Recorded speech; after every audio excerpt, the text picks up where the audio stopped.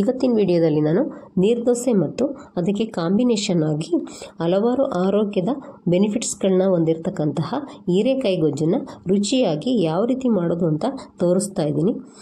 ಬನ್ನಿ ವಿಡಿಯೋ ನೋಡ್ಕೊಂಡು ಬರೋಣ. ಇಲ್ಲಿ ನಾನು ಒಂದು ಬಾಣಲಿಗೆ 2 ಟೇಬಲ್ ಸ್ಪೂನಷ್ಟು ಎಣ್ಣೆನ ಹಾಕ್ಕೊಂಡಿದ್ದೀನಿ. ಎಣ್ಣೆ ಸ್ವಲ್ಪ ಬಿಸಿಯಾದ ನಂತರ ಅದಕ್ಕೆ 1 ಸ್ಪೂನಷ್ಟು ಕಡಲೆಬೇಳೆ, ಅರ್ಧ ಸ್ಪೂನಷ್ಟು ಉದ್ದಿನಬೇಳೆ ಹಾಕಿ ಎರಡನ್ನು ಈ ರೀತಿ ಸಣ್ಣ ಊರಿನಲ್ಲೇ ಮಿಕ್ಸ್ ಮಾಡ್ಕೊಳ್ತಾ ಸ್ವಲ್ಪ ಕಲರ್ ಚೇಂಜ್ ಆಗೋವರೆಗೂ ಅದನ್ನು ಫ್ರೈ ಮಾಡ್ಕೋಬೇಕು. ಸ್ವಲ್ಪ ಕಲರ್ ಚೇಂಜ್ ಆದ ನಂತರ ಅದಕ್ಕೆ ಅರ್ಧ ಸ್ಪೂನಷ್ಟು ಸಾಸಿವೆ, ಅರ್ಧ ಸ್ಪೂನಷ್ಟು ಜೀರಿಗೆ, 2 ಒಣಮೆಣಸಿನ್ಕಾಯಿನ ಈ ರೀತಿ ಮುರಿದು ಹಾಕ್ಕೊಂಡಿದ್ದೀನಿ. ನಂತರ ಅದಕ್ಕೆ 1 ಈರುಳ್ಳಿನ ಈ ರೀತಿ ಸ್ಲೈಸ್ ಥರ ಕಟ್ ಮಾಡಿಕೊಂಡು ಹಾಕ್ಕೊಂಡಿದ್ದೀನಿ. ಈಗ ಇದನ್ನು ಮಿಕ್ಸ್ ಮಾಡ್ಕೊಳ್ತಾ ಸಣ್ಣ ಊರಿನಲ್ಲೇ ಈರುಳ್ಳಿ ಸ್ವಲ್ಪ ಮೆತ್ತಗಾಗೋವರೆಗೂ ಅದನ್ನು ಬೇಯಿಸ್ಕೊಳ್ಬೇಕು. ಈ ರೀತಿ ನಾವು ಕೈ ಬಿಡದೆ ಮಿಕ್ಸ್ ಮಾಡ್ಕೊಳ್ತಾನೆ ಇರಬೇಕಾಗತ್ತೆ. ಇದು ಸ್ವಲ್ಪ ಮೆತ್ತಗಾದ ನಂತರ ಅದಕ್ಕೆ ಸ್ವಲ್ಪ ಕರಿಬೇವಿನ ಸೊಪ್ಪನ್ನು ಕೂಡ ಹಾಕಿ ಮಿಕ್ಸ್ ಮಾಡ್ಕೊಳ್ತಾ ಇದ್ದೀನಿ. ಈ ರೀತಿ ನಾವು ಮಿಕ್ಸ್ ಮಾಡ್ಕೊಳ್ತಾನೆ ಸಣ್ಣ ಊರಿನಲ್ಲೇ ಬೇಯಿಸ್ಕೊಳ್ಬೇಕು. ಇದಾದ ನಂತರ ಅದಕ್ಕೆ ಸ್ವಲ್ಪ ಹಿಂಗನ್ನು ಹಾಕ್ಕೊಳ್ತಾ ಇದ್ದೀನಿ. ಹಿಂಗನ್ನು ಹಾಕಿದ ನಂತರ ಅದನ್ನು ಕೂಡ ಈ ರೀತಿ ಮಿಕ್ಸ್ ಮಾಡಿಕೊಂಡು ನಾವು ಫ್ರೈ ಮಾಡ್ಕೊಳ್ಬೇಕು. ಈ ರೀತಿ ಈರುಳ್ಳಿ ಎಲ್ಲ ಸ್ವಲ್ಪ ಫ್ರೈ ಆಗ್ತಿದ್ದಾಗೆ ನಾನಿಲ್ಲಿ ಮಧ್ಯದಲ್ಲಿ ಸ್ವಲ್ಪ ಜಾಗನ ಮಾಡ್ಕೊಳ್ತಾ ಇದ್ದೀನಿ. ಈಗ ಇದಕ್ಕೆ ಅರ್ಧ ಸ್ಪೂನಷ್ಟು ಶುಂಠಿ ಬೆಳ್ಳುಳ್ಳಿ ಪೇಸ್ಟ್ನ ಹಾಕ್ಕೊಳ್ತಾ ಇದ್ದೀನಿ. ಮಧ್ಯದಲ್ಲಿ ಸ್ವಲ್ಪ ಎಣ್ಣೆ ಇರುತ್ತೆ ಅಲ್ವಾ, ಎಣ್ಣೆಯಲ್ಲಿ ಶುಂಠಿ ಬೆಳ್ಳುಳ್ಳಿ ಪೇಸ್ಟ್ನ ಹಸಿ ವಾಸನೆ ಎಲ್ಲ ಚೆನ್ನಾಗಿ ಹೋಗಲಿ ಅಂತ ನಾನಿಲ್ಲಿ ಈ ರೀತಿ ಮಧ್ಯದಲ್ಲಿ ಶುಂಠಿ ಬೆಳ್ಳುಳ್ಳಿ ಪೇಸ್ಟ್ನ ಹಾಕ್ಕೊಂಡು ಈ ರೀತಿ ಮಿಕ್ಸ್ ಮಾಡ್ಕೊಳ್ತಾ ಸಣ್ಣ ಊರಿನಲ್ಲೇ ಅದನ್ನು ಫ್ರೈ ಮಾಡ್ಕೊಳ್ತಾ ಇದ್ದೀನಿ. ಇದು ಸ್ವಲ್ಪ ಹಸಿ ವಾಸನೆ ಎಲ್ಲ ಹೋದ ನಂತರ ನಾನಿಲ್ಲಿ ಈ ರೀತಿಯಾಗಿ ಮಿಕ್ಸ್ ಮಾಡಿಕೊಂಡು ಅದನ್ನು ಫ್ರೈ ಮಾಡ್ಕೊಳ್ತಾ ಇದ್ದೀನಿ. ಈಗ ಚೆನ್ನಾಗಿ ಇದು ಫ್ರೈ ಆಗಿದೆ. ಈಗ ನಾನು ಅದಕ್ಕೆ 300 ಗ್ರಾಮಷ್ಟು ಹೀರೆಕಾಯಿನ ಈ ರೀತಿ ಸಿಪ್ಪೆ ತೆಗೆದು ಚಿಕ್ಕದಾಗಿ ಕಟ್ ಮಾಡಿಕೊಂಡು ಹಾಕ್ಕೊಳ್ತಾ ಇದ್ದೀನಿ.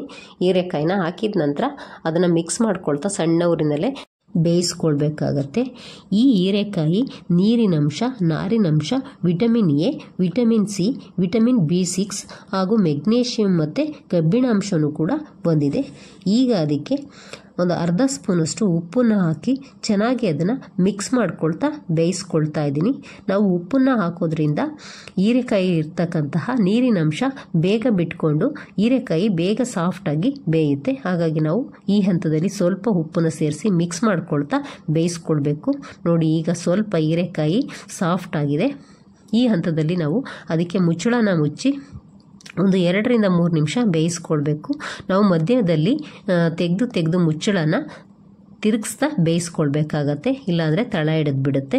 ಈಗ ನೋಡಿ, ನಾನು 2 ಬಾರಿ ಮುಚ್ಚಳನ ತೆಗೆದು ಈ ರೀತಿ ತಿರುಗಿಸಿ ಮತ್ತೆ ಮುಚ್ಚಳನ ಹಾಕಿ ಬೇಯಿಸ್ಕೊಂಡಿದ್ದೀನಿ. ಈಗ ಹೀರೆಕಾಯಿ 50% ಅಷ್ಟು ಬೆಂದಿದೆ. ಇಷ್ಟಾದ ನಂತರ ಅದಕ್ಕೆ 2 ಟೊಮೆಟೊನ ನಾನು ಪ್ಯೂರಿ ಮಾಡಿ ಹಾಕ್ಕೊಳ್ತಾ ಇದ್ದೀನಿ. ನೀವು ಟೊಮೆಟೊ ಬೇಡ ಅನ್ನೋರು ಹುಣಸೆ ರಸ ಕೂಡ ಹಾಕ್ಕೊಳ್ಬೋದು. ಈಗ ನಾನಿಲ್ಲಿ ಟೊಮೆಟೊ ಪ್ಯೂರಿನ ಹಾಕಿದ ನಂತರ ಈ ರೀತಿ ಮಿಕ್ಸ್ ಮಾಡ್ಕೊಳ್ತಾ ಮೀಡಿಯಮ್ ಫ್ಲೇಮ್ ಇಟ್ಕೊಂಡು ಬೇಯಿಸ್ಕೊಳ್ತಾ ಇದ್ದೀನಿ. ಈಗ ಈ ರೀತಿ ಮಿಕ್ಸ್ ಮಾಡಿಕೊಂಡು ನಾನು ಮುಚ್ಚಳನ ಮುಚ್ತಾ ಇದ್ದೀನಿ. ಮುಚ್ಚಳನ ಮುಚ್ಚಿ 2 ರಿಂದ 3 ನಿಮಿಷಗಳ ಕಾಲ ಇದನ್ನು ಮೀಡಿಯಮ್ ಫ್ಲೇಮಲ್ಲೇ ಬೇಯಿಸ್ಕೊಳ್ಬೇಕಾಗತ್ತೆ. ನಾವು ಮಧ್ಯೆ ಮುಚ್ಚಳನ ತೆಗೆದು ಈ ರೀತಿ ತಿರುಗಿಸ್ಕೊಳ್ತಾ ಅದನ್ನು ಬೇಯಿಸ್ಕೊಳ್ಬೇಕು. ನೋಡಿ, ಈ ರೀತಿಯಾಗಿ ನಾವು ತಿರುಗಿಸ್ಕೊಳ್ತಾ ಬೇಯಿಸ್ಕೊಳ್ಬೇಕಾಗತ್ತೆ, ಇಲ್ಲ ಅಂದರೆ ಅದು ತಳ ಹಿಡಿದು ಬಿಡುತ್ತೆ. ಈಗ ನೋಡಿ, ಹೀರೆಕಾಯಿ ಚೆನ್ನಾಗಿ ಬೆಂದಿದೆ ಮತ್ತು ಟೊಮೆಟೊ ಪ್ಯೂರಿ ಎಲ್ಲ ಈ ರೀತಿ ಗಟ್ಟಿಯಾಗಿ ಎಣ್ಣೆ ಬಿಡಲಿಕ್ಕೆ ಸ್ಟಾರ್ಟ್ ಆಗಿದೆ. ನೋಡಿ, ಈ ಹಂತದಲ್ಲಿ ಅದಕ್ಕೆ ನಾವು ಮಸಾಲೆಗಳನ್ನ ಸೇರಿಸ್ಕೋಬೇಕಾಗತ್ತೆ. ಈಗ ಇಲ್ಲಿ ನಾನು ಅದಕ್ಕೆ 1 ಸ್ಪೂನಷ್ಟು ಅಚ್ಚ ಖಾರದ ಪುಡಿ, ನಾನಿಲ್ಲಿ ಕಾಶ್ಮೀರಿ ಚಿಲ್ಲಿ ಪೌಡರ್ನ ಉಪಯೋಗಿಸ್ತಾ ಇದ್ದೀನಿ, ಮತ್ತು 1 ಸ್ಪೂನಷ್ಟು ಧನಿಯಾ ಪೌಡರ್ನ ಹಾಕ್ತಾಯಿದ್ದೀನಿ. ನಾನಿಲ್ಲಿ ಹುರಿದು ಪುಡಿ ಮಾಡಿ ಇಟ್ಕೊಂಡಿರ್ತಕ್ಕಂಥ ಪ್ಯೂರ್ ಧನಿಯಾ ಪುಡಿನ ಹಾಕ್ಕೊಳ್ತಾ ಇದ್ದೀನಿ. ನಂತರ 1/4 ಸ್ಪೂನಷ್ಟು ಅರಿಶಿನ ಪುಡಿನ ಹಾಕಿ ಚೆನ್ನಾಗಿ ಈ ರೀತಿ ಮಿಕ್ಸ್ ಮಾಡ್ಕೊಳ್ತಾ ಸಣ್ಣ ಊರಿನಲ್ಲೇ ಮಸಾಲೆಯ ಹಸಿ ಅಂಶ ಹೋಗೋವರೆಗೂ ನಾವು ಫ್ರೈ ಮಾಡ್ಕೊಳ್ಬೇಕಾಗತ್ತೆ.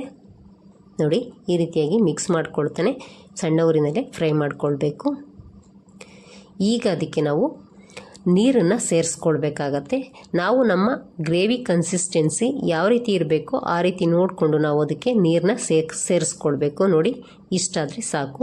ಈಗ ನಾನು ಟೊಮೆಟೊ ಪ್ಯೂರಿ ಹಾಕಿದ್ದೆ ಅಲ್ವಾ, ಅದೇ ಬಟ್ಲಲ್ಲೇ ತೊಳೆದ್ಬಿಟ್ಟು ನೀರನ್ನ ಹಾಕ್ಕೊಂಡಿದ್ದೀನಿ. ನಂತರ ಅದೇ ಬಟ್ಲಲ್ಲೇ 1 ಬಟ್ಲಷ್ಟು ನೀರನ್ನ ಹಾಕ್ಕೊಂಡಿದ್ದೀನಿ. ನೀವು ನಿಮ್ಮ ಅಳತೆಗೆ ಅಥವಾ ಗೊಜ್ಜು ಯಾವ ಸ್ಥಿರತೆ ಇರಬೇಕೋ ಅದನ್ನು ನೋಡಿಕೊಂಡು ನೀವು ನೀರನ್ನು ಹಾಕ್ಕೊಳ್ಬೋದು. ಈಗ ನಾನಿಲ್ಲಿ 1 ಬಟ್ಲಷ್ಟು ನೀರನ್ನ ಹಾಕ್ಕೊಂಡು ಅದನ್ನು ಬೇಯಿಸ್ಕೊಳ್ತಾ ಇದ್ದೀನಿ. ಇದನ್ನು ಚೆನ್ನಾಗಿ ಕುದಿಲಿಕ್ಕೆ ಬಿಡಬೇಕು. ಈ ಹಂತದಲ್ಲಿ ನಾವು ಟೇಸ್ಟ್ನ ನೋಡಿಕೊಂಡು ರುಚಿಗೆ ತಕ್ಕಂತೆ ಉಪ್ಪು ಮತ್ತು ಖಾರನ ಸೇರಿಸ್ಕೊಳ್ಬೋದು. ನಾನಿಲ್ಲಿ ಅರ್ಧ ಸ್ಪೂನು ಉಪ್ಪು ಮತ್ತು ಅರ್ಧ ಸ್ಪೂನಷ್ಟು ಖಾರದ ಪುಡಿನ ಹಾಕ್ಕೊಂಡು ಚೆನ್ನಾಗಿ ಈ ರೀತಿ ಮಿಕ್ಸ್ ಮಾಡ್ಕೊಳ್ತಾ ಅದನ್ನು ಹೈ ಫ್ಲೇಮಲ್ಲಿ ಕುದಿಲಿಕ್ಕೆ ಬಿಟ್ಟಿದ್ದೀನಿ. ನೋಡಿ, ಈ ರೀತಿ ಚೆನ್ನಾಗಿ ಅದನ್ನು ಕುದಿಸ್ಕೊಳ್ಬೇಕು. ಈ ರೀತಿಯಾಗಿ ಮಿಕ್ಸ್ ಮಾಡ್ಕೊಳ್ತೇನೆ ನಾವು ಕುದಿಸ್ಕೊಳ್ಬೇಕಾಗತ್ತೆ. ಈಗ ಅದಕ್ಕೆ ನಾನು ಸ್ವಲ್ಪ ತೆಂಗಿನಕಾಯಿ ತುರಿನ ಹಾಕ್ಕೊಳ್ತಾ ಇದ್ದೀನಿ. ನಾನಿಲ್ಲಿ ಒಂದು 2ರಿಂದ 3 ಸ್ಪೂನಷ್ಟು ತೆಂಗಿನಕಾಯಿ ತುರಿನ ಹಾಕ್ಕೊಂಡಿದ್ದೀನಿ. ತೆಂಗಿನಕಾಯಿ ತುರಿನ ಹಾಕಿದ ನಂತರ ಅದನ್ನು ಕೂಡ ಮಿಕ್ಸ್ ಮಾಡಿಕೊಂಡು ಚೆನ್ನಾಗಿ ನಾವು ಅದನ್ನು ಬೇಯಿಸ್ಕೊಳ್ಬೇಕು. ಹೀರೆಕಾಯಿಯಲ್ಲಿ ಕಡಿಮೆ ಕ್ಯಾಲೋರಿ, ಕಡಿಮೆ ಮಟ್ಟದ ಕೊಲೆಸ್ಟ್ರಾಲು ಮತ್ತು ಸ್ಯಾಚುರೇಟೆಡ್ ಕೊಬ್ಬನ್ನು ಹೊಂದಿರೋದ್ರಿಂದ ವೆಯ್ಟ್ ಲಾಸ್ ಮಾಡೋರಿಗೆ ಉತ್ತಮ ಆಯ್ಕೆ ಅಂತಲೇ ಹೇಳ್ಬೋದು. ಹಾಗೆಯೇ ರಕ್ತಹೀನತೆಯನ್ನು ಇದು ಸಮತೋಲನದಲ್ಲಿ ಇಡುತ್ತೆ. ಹಾಗೆ ಇದರಲ್ಲಿರ್ತಕ್ಕಂತಹ ಬೀಟಾ ಕ್ಯಾರೋಟಿನ್ ಎಂಬ ವಿಟಮಿನ್ ಎ ಅಂಶ ಕಣ್ಣಿನ ಪೊರೆ ಸಮಸ್ಯೆಯನ್ನು ಕೂಡ ಸರಿಪಡಿಸುತ್ತೆ. ಈಗ ಇದಕ್ಕೆ ಸ್ವಲ್ಪ ಕಸ್ತೂರಿ ಮೇಥಿನ ಈ ರೀತಿ ಕೈಯಿಂದ ಉಜ್ಜಿಬಿಟ್ಟು ಹಾಕ್ಕೊಳ್ತಾ ಇದ್ದೀನಿ.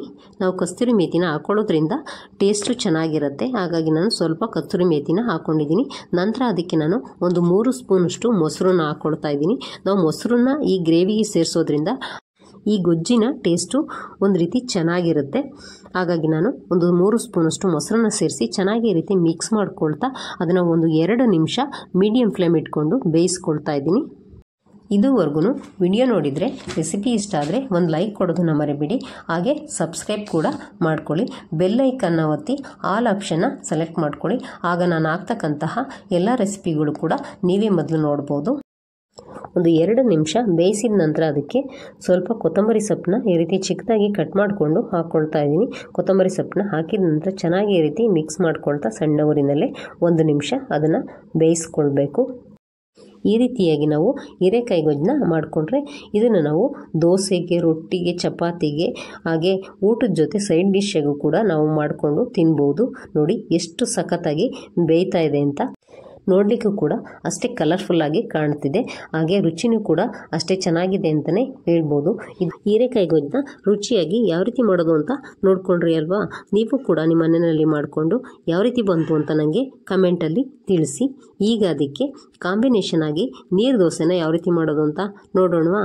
ನಾನು ರಾತ್ರಿಯೇ 1 ಕಪ್ಪಷ್ಟು ದೋಸೆ ಅಕ್ಕಿನ ತಗೊಂಡು ಅದಕ್ಕೆ ನೀರನ್ನು ಹಾಕಿ ಚೆನ್ನಾಗಿ ತೊಳ್ಕೊಳ್ತಾ ಇದ್ದೀನಿ.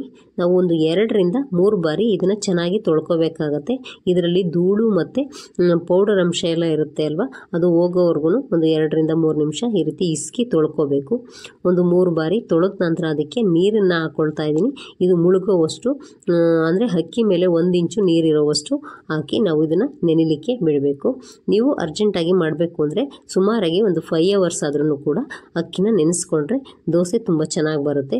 ಈಗ ನಾನು ಬೆಳಿಗ್ಗೆ ಇದನ್ನು ತೆಗಿತಾ ಇದ್ದೀನಿ. ನೋಡಿ, ಅಕ್ಕಿ ಎಲ್ಲ ಚೆನ್ನಾಗಿ ನೆಂದಿದೆ. ಈಗ ಅದನ್ನು ಮಿಕ್ಸಿ ಜಾರ್ಗೆ ಹಾಕ್ಕೊಳ್ತಾ ಇದ್ದೀನಿ. ಅಕ್ಕಿನೆಲ್ಲ ಮಿಕ್ಸಿ ಜಾರ್ಗೆ ಹಾಕಿದ ನಂತರ ಅದಕ್ಕೆ 1 ಹಿಡಿಯಷ್ಟು ತೆಂಗಿನಕಾಯಿ ತುರಿನ ಕೂಡ ಹಾಕ್ಕೊಳ್ತಿದ್ದೀನಿ. ನೋಡಿ, ಇಷ್ಟಾದರೆ ಸಾಕು. ಬೇಡ ಅನ್ನೋರು ಬರೀ ಅಕ್ಕಿನೇ ಕೂಡ ಗ್ರೈಂಡ್ ಮಾಡ್ಕೊಳ್ಬೋದು. ಈಗ ಅಕ್ಕಿ ನೆನೆಸಿರ್ತಕ್ಕಂತಹ ನೀರನ್ನೇ ಸ್ವಲ್ಪ ಹಾಕ್ಕೊಂಡು ಇದನ್ನು ಎಷ್ಟು ಸಾಧ್ಯವೋ ಅಷ್ಟು ನುಣ್ಣಗೆ ಇದನ್ನು ಈ ರೀತಿ ಪೇಸ್ಟ್ ಮಾಡಿಕೊಂಡು ತಂದಿದ್ದೀನಿ ರುಬ್ಬಿ. ಈಗ ಅದಕ್ಕೆ ಮಿಕ್ಸಿ ಜಾರ್ನ ತೊಳೆದ್ಬಿಟ್ಟು ನೀರನ್ನ ಹಾಕ್ಕೊಳ್ತಾ ಇದ್ದೀನಿ. ನಂತರ ಅದಕ್ಕೆ ರುಚಿಗೆ ಎಷ್ಟು ಬೇಕೋ ಅಷ್ಟು ಉಪ್ಪನ್ನು ಹಾಕೋಬೇಕು. ಈಗ ಒಂದು ಸತಿ ನಾನು ಇದನ್ನು ಮಿಕ್ಸ್ ಮಾಡ್ಕೊಳ್ತಾ ಇದ್ದೀನಿ. ಹಾಗೆಯೇ ಮಿಕ್ಸ್ ಮಾಡಿದ ನಂತರ ಅದಕ್ಕೆ ರುಚಿಗೆ ಉಪ್ಪನ್ನು ಹಾಕ್ಕೊಳ್ಳೋಣ. ಈಗ ಒಂದು ಅರ್ಧದಿಂದ 3/4 ಸ್ಪೂನಷ್ಟು ಉಪ್ಪನ್ನು ಹಾಕ್ಕೊಂಡಿದ್ದೀನಿ. ಉಪ್ಪನ್ನು ಹಾಕಿದ ನಂತರ ಇದು ನೀರು ದೋಸೆ ಅಲ್ವಾ, ಹಾಗಾಗಿ ನಾವು ನೀರನ್ನು ಹೆಚ್ಚಾಗಿ ಹಾಕೋಬೇಕು. ನೋಡಿ, ಈ ರೀತಿ ನೀರಾಗೆ ಇರಬೇಕಾಗತ್ತೆ. ನಾವು ಮೇಲಿಂದ ಎತ್ತಿ ಬಿಟ್ಟರೆ ಅದು ನೀರು ಥರ ಬೀಳಬೇಕು. ಈಗ ನಾನಿಲ್ಲಿ ದೋಸೆ ಹೆಂಚನ್ನ ಬಿಸಿ ಮಾಡಲಿಕ್ಕೆ ಇಟ್ಟಿದ್ದೆ. ಅದು ಚೆನ್ನಾಗಿ ಬಿಸಿಯಾಗಿದೆ. ಈಗ ಅದಕ್ಕೆ ಹೀಟ್ನ ಬ್ಯಾಲೆನ್ಸ್ ಮಾಡ್ಕೊಳ್ಳೋಕ್ಕೆ ಸ್ವಲ್ಪ ನೀರನ್ನ ಚುಮುಕಿಸಿ ಬಟ್ಟೆನಲ್ಲಿ ಒರೆಸ್ಕೊಂಡಿದ್ದೀನಿ. ನೀವು ಟಿಶ್ಯೂ ಪೇಪರಲ್ಲಿ ಕೂಡ ಒರೆಸ್ಕೊಳ್ಬೋದು. ನನಗೆ ಇಲ್ಲಿ ಹೆಂಚು ಸ್ವಲ್ಪ ಹಾಳಾಗಿತ್ತು, ನಾನ್ ಸ್ಟಿಕ್ ತವ, ಅದಕ್ಕೆ ಸ್ವಲ್ಪ ಎಣ್ಣೆನ ಹಾಕ್ಕೊಳ್ತಾ ಇದ್ದೀನಿ ದೋಸೆ ಎದ್ದೇಳೋದಿಲ್ಲ ಅಂತ. ಈಗ ನಾನು ದೋಸೆ ಹಿಟ್ಟನ್ನು ಹಾಕ್ಕೊಳ್ತಾ ಇದ್ದೀನಿ. ಅದು ಈ ರೀತಿ ನೀರಾಗೆ ಇರುತ್ತೆ, ಈ ರೀತಿಯೇ ಹಾಕೋಬೇಕು. ಅದಕ್ಕೆ ಯಾವುದೇ ರೀತಿ ಶೇಪ್ ಅಂತ ಏನೂ ಇರೋದಿಲ್ಲ ನೀರು ದೋಸೆಗೆ. ಈ ರೀತಿ ಹಾಕ್ಕೊಂಡು ಮುಚ್ಚಳನ ನಾನು ಮುಚ್ಕೊಳ್ತಾ ಇದ್ದೀನಿ. ನೀವು ಬೇಡ ಅಂದರೆ ಮುಚ್ಚಳನ ಮುಚ್ಚದೇ ಇದ್ದರೂ ನಡೆಯುತ್ತೆ, ಹಾಗೇ ಕೂಡ ಬರುತ್ತೆ. ನಾನು ಇರಲಿ ಅಂತ ನೋಡೋಣ ಅಂತ ಮುಚ್ಚಳನ ಮುಚ್ಚಿದ್ದೆ ಈ ರೀತಿಯಾಗಿ. ಈಗ ಇದಕ್ಕೆ ಮೇಲಿಂದ ಸ್ವಲ್ಪ ಎಣ್ಣೆನ ಹಾಕೋಬೇಕು. ಬೇಡ ಅನ್ನೋರು ಎಣ್ಣೆ ಕೂಡ ಹಾಕದೇ ಇದ್ರೂ ನಡೆಯುತ್ತೆ, ಎಣ್ಣೆನ ಹಾಕಿದರೆ ಟೇಸ್ಟು ಚೆನ್ನಾಗಿರುತ್ತೆ. ನಾನಿಲ್ಲಿ ಕೊಬ್ಬರಿ ಎಣ್ಣೆನ ಉಪಯೋಗಿಸ್ತಾ ಇದ್ದೀನಿ. ಈಗ ಇದನ್ನು ಈ ರೀತಿ ನಿಧಾನವಾಗಿ ಈ ರೀತಿ ಮಡಚ್ಕೊಂಡು ಹಾಕೋಬೇಕಾಗತ್ತೆ. ಈ ರೀತಿಯಾಗಿ ಈ ರೀತಿ 4 ಫೋಲ್ಡಲ್ಲಿ ಅದನ್ನು ತೆಕ್ಕೊಂಡ್ರೆ ನೀರು ದೋಸೆ ಕೂಡ ರೆಡಿ ಆಗುತ್ತೆ. ನೋಡಿ ಎಷ್ಟು ಸಖತ್ತಾಗಿ ಬಂದಿದೆ ಅಂತ.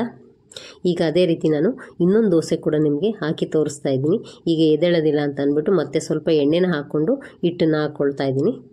ನೋಡಿ ಈ ರೀತಿ ನಾವು ಯಾವುದೇ ರೀತಿ ಇದಕ್ಕೆ ಶೇಪ್ ಅಂತ ಇರೋದಿಲ್ಲ. ಈ ರೀತಿಯಾಗಿ ನಾವು ಯಾವ ರೀತಿ ಬೇಕಾದರೂ ಕೂಡ ಹಾಕ್ಕೊಳ್ಬೋದು.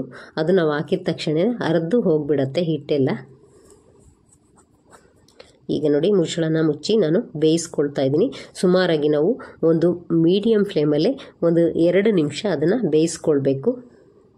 ನೋಡಿ ನಾನು ಮುಚ್ಚಳನ ಮುಚ್ಚಿದ್ದೆ ಅಲ್ವಾ, ಅದು ಸ್ವಲ್ಪ ಅಂಟ್ಕೊಂಡು ಕಿತ್ಕೊಂಡ್ಬಿಟ್ಟಿದೆ. ಈಗ ಅದಕ್ಕೆ ಎಣ್ಣೆನ ಹಾಕ್ಕೊಳ್ತಾ ಇದ್ದೀನಿ. ಎಣ್ಣೆನ ಹಾಕಿದ ನಂತರ ನಾವು ಈ ರೀತಿ ತಿರುಗಿಸಿ ಹಾಕ್ಕೊಳ್ಬೇಕು. ಇದನ್ನು ನಾವು ನೋಡಿಕೊಂಡು ತಿರುಗಿಸಿ ಹಾಕೋಬೇಕಾಗತ್ತೆ, ಇಲ್ಲಾಂದರೆ ಅದು ಹರಿದೋಗ್ಬಿಡುತ್ತೆ ತುಂಬ ಸಾಫ್ಟ್ ಇರೋದ್ರಿಂದ.